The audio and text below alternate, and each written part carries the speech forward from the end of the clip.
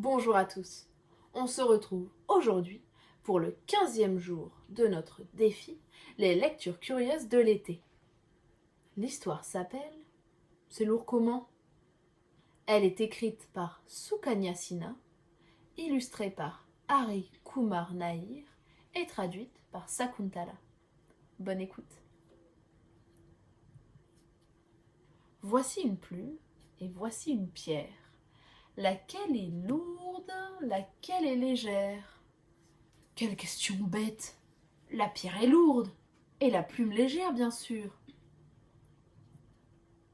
Voici un éléphant, et voici une pierre. Lequel des deux est lourd, et lequel des deux est léger? Quelle question absurde, n'est-ce pas? L'éléphant est lourd, et la pierre est légère, bien sûr.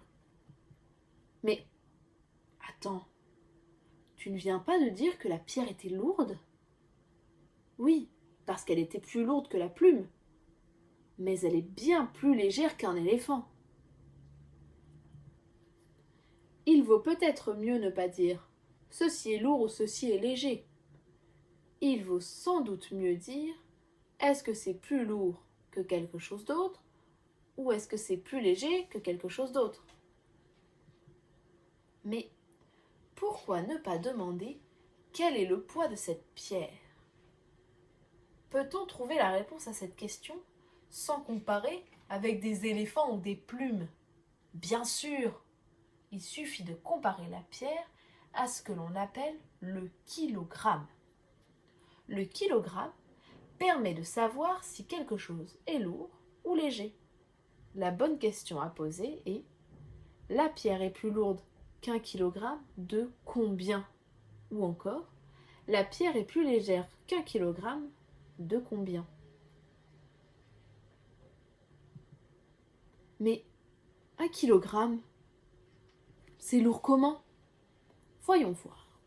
Au marché, tu demandes au marchand de légumes « Je voudrais 1 kilo d'oignons, s'il vous plaît. » Le marchand place alors un poids de 1 kilo sur un des plateaux de sa balance et des oignons sur l'autre plateau jusqu'à ce que les deux soient à la même hauteur. Tu comptes alors les oignons. Il y en a 13. Cela signifie qu'1 kilo est aussi lourd que 13 oignons. Mais cette méthode n'est pas toujours fiable. Si les oignons sont petits, 1 kilo sera aussi lourd que 16 oignons. Alors que s'ils sont gros, 1 kilo sera aussi lourd que 10 oignons. On a besoin de trouver quelque chose qui pèse exactement 1 kilo. Je sais! Une bouteille d'eau de 1 litre pèse exactement 1 kilo. Maintenant que nous le savons, retournons à notre éléphant. Combien de kilos pèse un éléphant? Environ 4000 kilos. Donc, si tu fais s'asseoir un éléphant sur le plateau d'une balance, tu auras besoin de 4000 bouteilles d'eau de 1 litre pour contrebalancer son poids. 4000 kilos, c'est aussi le poids de 10 vaches ou de 200 chiens de taille moyenne. Maintenant que nous avons abordé des choses très lourdes, osons une question plus difficile. Combien pèse la Terre? La Terre et toutes les créatures qu'elle porte pèsent environ 6000 quadrillions de kilos ou 6000 quadrillions de bouteilles d'eau de 1 litre. C'est très très lourd. Même si on prenait toute l'eau de la planète, on ne parviendrait pas à les remplir toutes.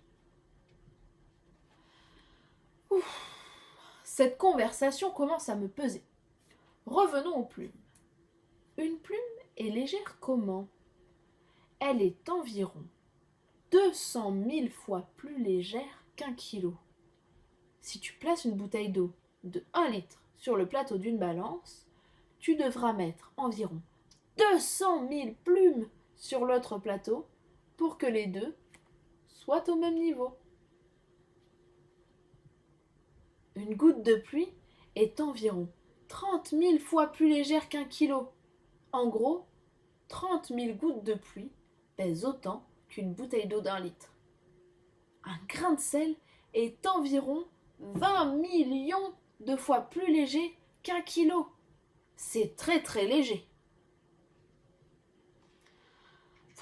Tu dois avoir la tête bien lourde maintenant.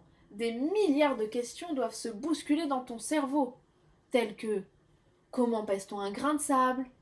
Comment diable peut-on peser la terre? Qui a décidé qu'1 kilo pesait 1 kilo? Je parie que tu es très impatient de connaître les réponses. Alors, tu as aimé cette histoire? Tu veux une réponse à ces questions? Direction notre blog leracurieux.com pour l'activité directement liée à cette histoire. Sinon, sur notre blog toujours et sur nos réseaux sociaux, Le Rat Curieux, tu peux retrouver toujours plus d'activités mêlant créativité, activité manuelle et littérature. On se retrouve demain pour une nouvelle lecture curieuse, le mystère du réservoir asséché. À très vite!